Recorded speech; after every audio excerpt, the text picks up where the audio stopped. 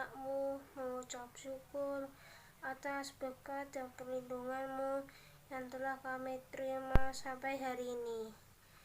Terima kasih Tuhan, kami semua sudah dapat mengikuti perayaan Paskah walaupun di rumah masing-masing. Sebentar lagi kami mau beribadah. Berkati dan bimbing kami semua ya Tuhan. Terima kasih Tuhan Yesus. Kami semua sudah berdoa. Haleluya. Amin. Jadi, yuk kita nyanyi lagu Tuhan bangkit, menanglah. Kita nyanyi sambil berdiri ya. Yuk berdiri semua sambil nyanyi lagu Tuhan bangkit, menanglah.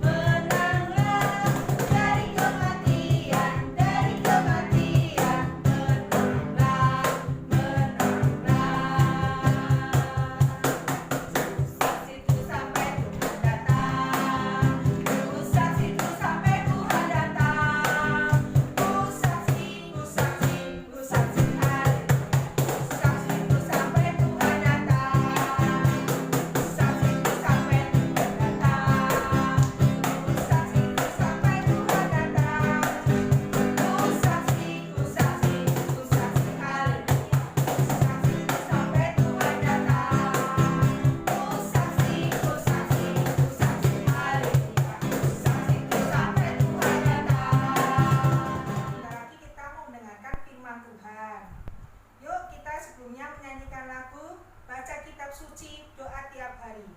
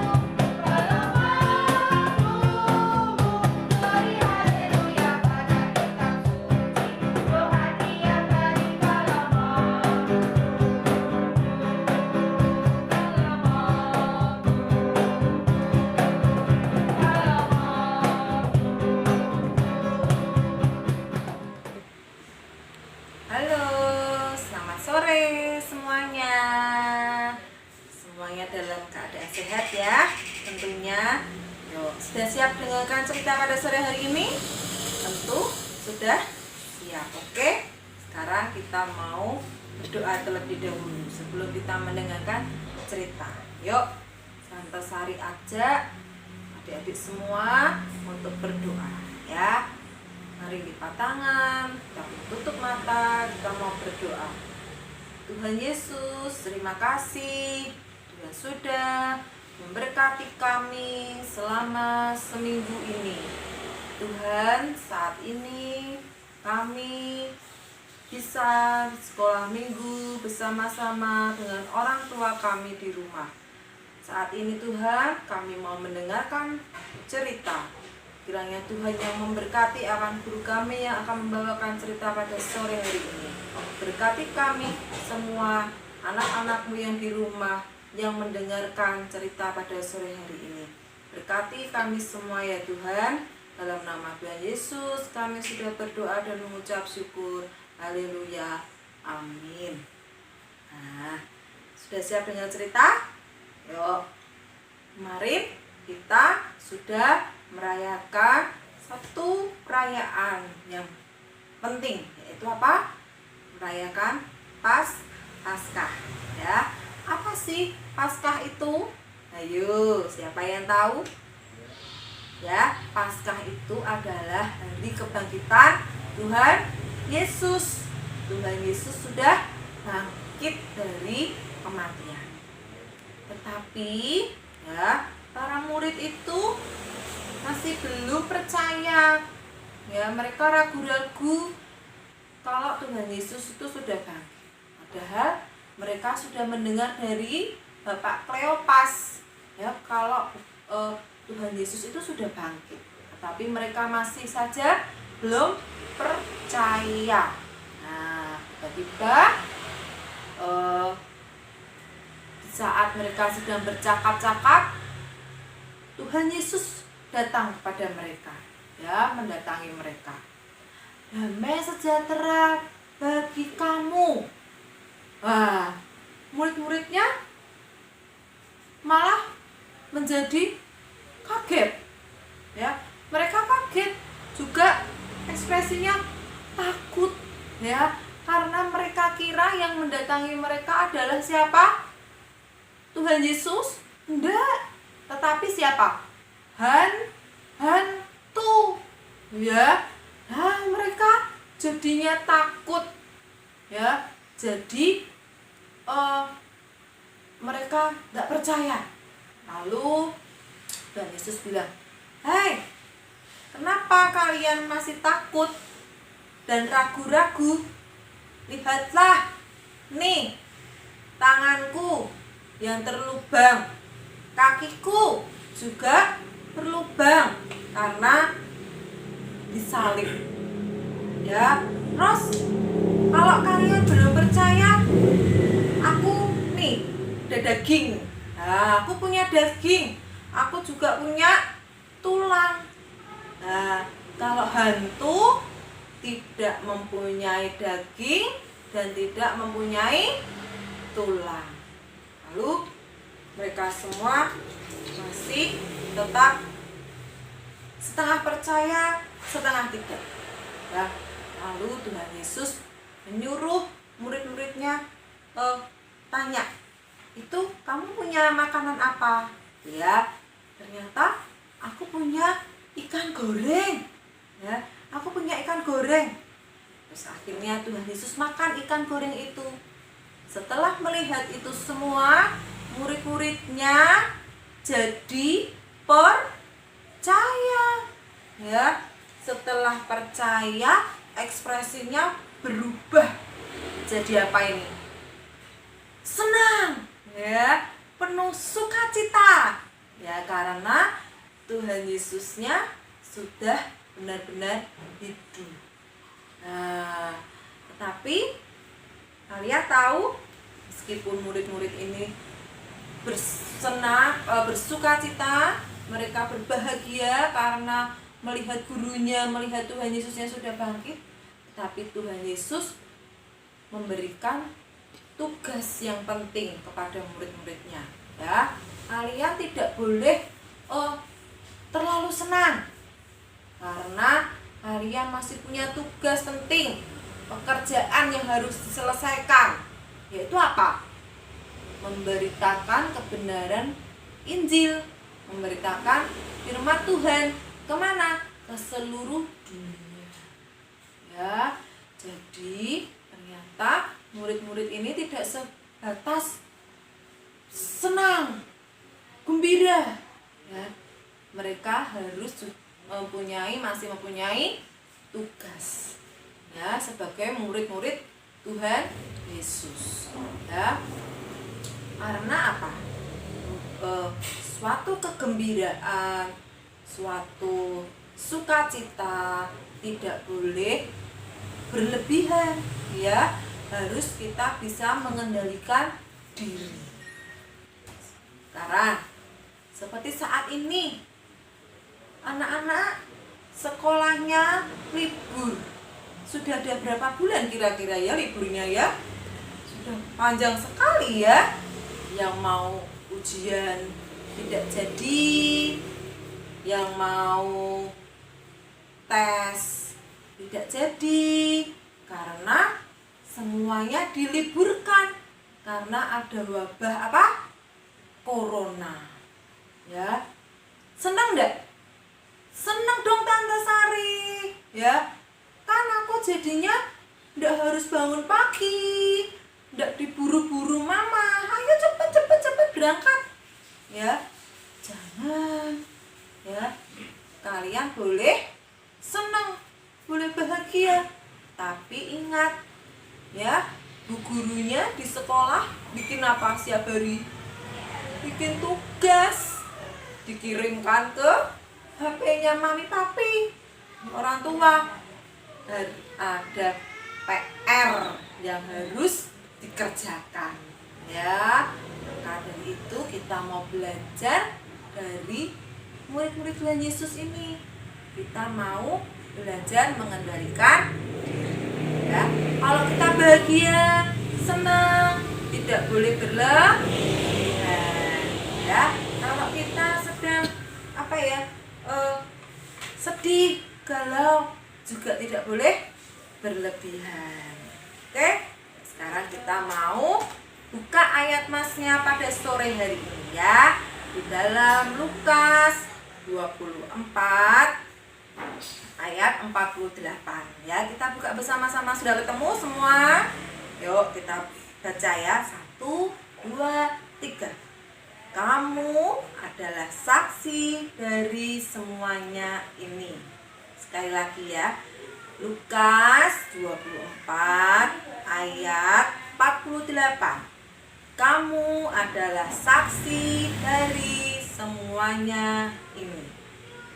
Yuk, sekarang kita mau tutup di dalam doa, ya. Yuk kita semua berdoa, ya. Tuhan Yesus, terima kasih cerita pada sore hari ini mengingatkan kepada kami supaya kami senantiasa bisa mengendalikan diri kami. Kami tidak boleh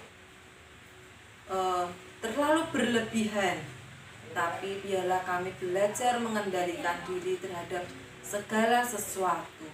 Dan Yesus, kami berdoa buat anak-anak yang saat ini sedang libur di rumah karena ada wabah corona. Kiranya Tuhan Kau yang memberikan kesehatan kepada kami semua, kepada guru-guru semua, kepada orang tua. Kau berikan kesehatan kepada kami semua. Dan kami berdoa Tuhan supaya wabah ini Tuhan, penyakit ini boleh terhindar dari bangsa kami, sehingga kami boleh datang ke gereja kembali, sekolah minggu bersama-sama di gereja dengan penuh sukacita. Terima kasih Tuhan Yesus, terima kasih. Berkati kami semua, ya Tuhan. Kami sudah berdoa dan mengucap syukur. Haleluya. Amin. Shalom. Tuhan Yesus memberkati. Hai. Kita kemarin sudah mendengar banyak cerita tentang kisah penderitaan Tuhan Yesus sampai kebangkitannya. Mari kita mencoba mengingat lagi cerita-cerita yang lalu. Saya punya gambar. Coba tebak, ini cerita yang mana? Masih ingat gak? Ini cerita yang mana? Betul, ini cerita Tuhan Yesus di Taman Getsemani. Apa yang dilakukan Tuhan Yesus? Tuhan Yesus berdoa, para murid ngorok. Apakah Tuhan Yesus marah? Tidak, Tuhan Yesus bahkan tidak marah. Dia hanya mengingatkan para muridnya. Kalian pandai sekali, masih ingat ceritanya. Coba sekarang saya punya gambar yang lain. Saya punya gambar ini. Masih ingat siapa dia? Oh, siapa laki-laki ini? Oh, dia adalah Pak Pilatus. Pak Pilatus adalah satu dari sekian banyak orang yang sudah mengadili Tuhan Yesus. Apakah waktu itu Tuhan Yesus marah kepada Pak Pilatus? Tidak, Tuhan Yesus juga tidak marah. Wah, kalian pasti masih ingat ceritanya. Kalian keren. Yo, ada gambar yang lain lagi. Saya punya gambar yang lain. Masih ingat gambar ini? Ya, Tuhan Yesus disalibkan. Masih ingat waktu itu Tuhan Yesus disalibkan dan dia berdoa apa? Ayo, ingat gak? Ya, Bapa, ampuni mereka. Bagus, kalian masih mengingat di mana Tuhan Yesus disalibkan? Di Bukit Golgota. Pandai. Berapa orang yang bersama Tuhan Yesus ketika disalibkan? Ada 2. Tuhan Yesus diejek juga sama mereka. Prajurit juga mengejek. Lihat, mereka tertawa. Tapi apakah Tuhan Yesus marah? Tidak. Tuhan Yesus tidak marah. Tapi dia berdoa buat mereka. Saya juga punya gambar seperti ini. Yang baru saja diceritakan oleh Tante Sari. Ingat gak Tuhan Yesus? Nah, dan bertemu dengan murid-muridnya setelah dia bangkit. Ingat gak tadi barusan diceritain sama Tante Sari? Ya, apa yang dimakan Tuhan Yesus? Supaya murid-muridnya tidak takut dan yakin Tuhan Yesus bangkit. Bukan hantunya loh. Bukan hantu, tapi Tuhan. Ayo ya, apa yang dimakan? Coba ingat gak yang dimakan apa? Ikan goreng. Pandai. Nah, masih ingat ayat-ayatnya? Saya punya beberapa ayat yang harus kamu lengkapi. Coba ingat gak ayat ini? Terbalik. Oh, betul. Tidak terbalik, saya salah.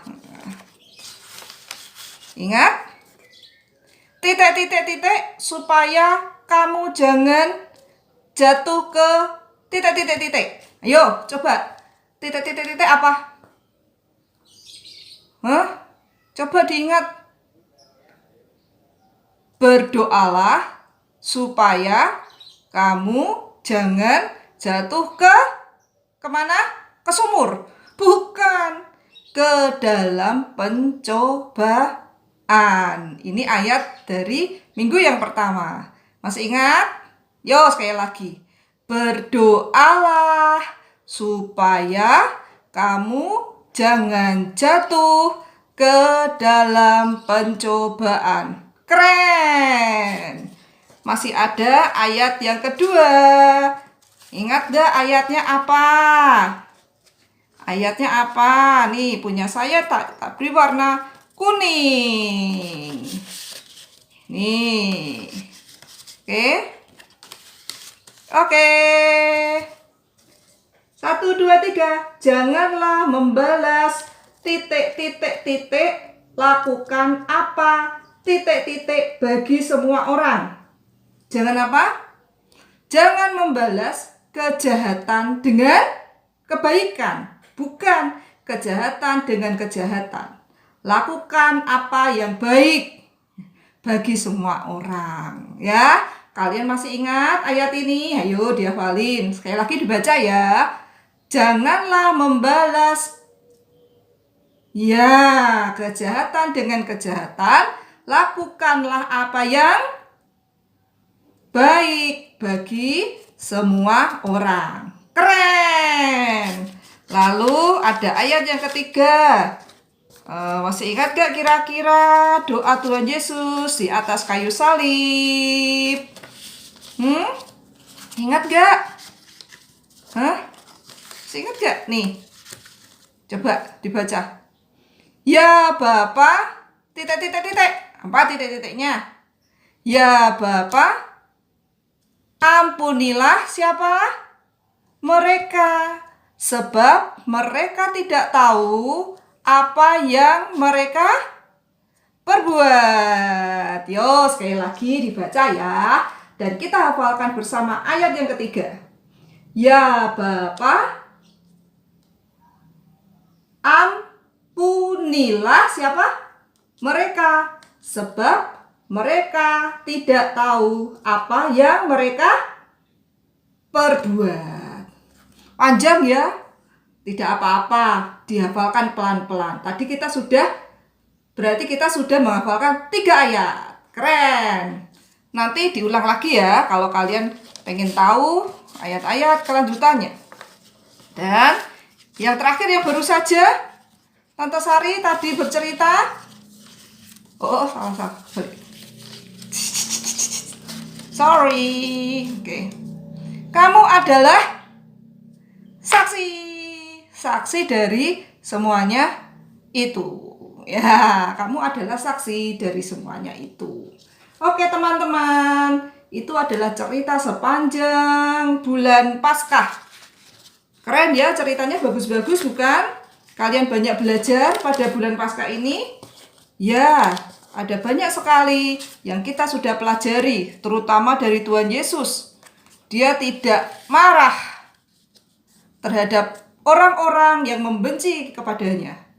Dia mengasihi mereka, dia mau berdoa buat mereka. Teman-teman, belajarlah untuk menahan diri. Ketika kalian menghadapi banyak masalah, belajarlah seperti Tuhan Yesus.